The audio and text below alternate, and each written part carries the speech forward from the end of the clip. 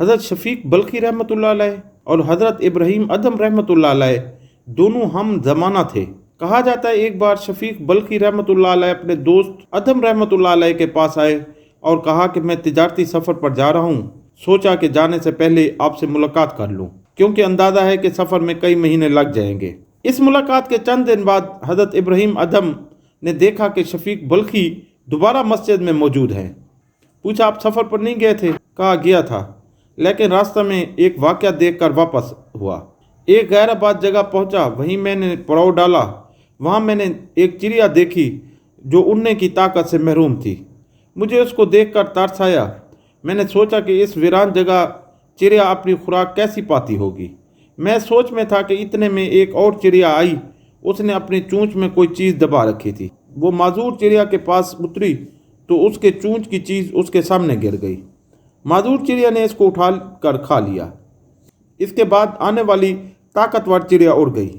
یہ منظر دیکھ کر میں نے کہا سبحان اللہ، خدا جب ایک چڑیا کا رزق اس طرح اس کے پاس پہنچا سکتا ہے، مجھ کو رزق کے لیے شہر در شہر پھرنے کی کیا ضرورت ہے؟ چنانچہ میں نے آگے جانے کا ارادہ ترک کر دیا اور وہیں سے واپس چلا آیا۔ یہ سن کر حضرت ابراہیم ادھم نے کہا کہ شفیق، تم نے اپاہج پرندے کی طرح بننا پسند کیوں کیا؟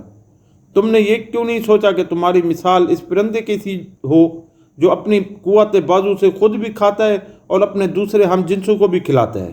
شفیق بلخی نے یہ سنا تو ابراہیم ادھم کا ہاتھ چوم لیا اور کہا ابو اسحاق، تم نے میری آنکھ کا پردہ ہٹا دیا۔ وہی بات صحیح ہے جو تم نے کہی۔ ایک ہی واقعہ ہے، جیسے ایک شخص نے بے ہمتی کا سبق لیا اور دوسرے شخص نے ہمت کا۔ اس طرح ہر واقعہ میں بیک وقت دو پہلو موجود ہوتے ہیں۔ یہ آدمی کا اپنا امتحان ہے کہ وہ کس واقعے کو کس زاویہ نگاہ سے دیکھتا ہے۔ ایک زاویہ سے دیکھنے میں ایک چیز بری نظر آتی ہے، دوسرے زاویہ سے دیکھنے میں وہی چیز اچھی بن جاتی ہے۔ ایک رخ سے دیکھنے میں ایک واقعہ میں منفی سبق ہوتا ہے اور دوسرے رخ سے دیکھنے میں مثبت سبق حاصل ہوتا ہے۔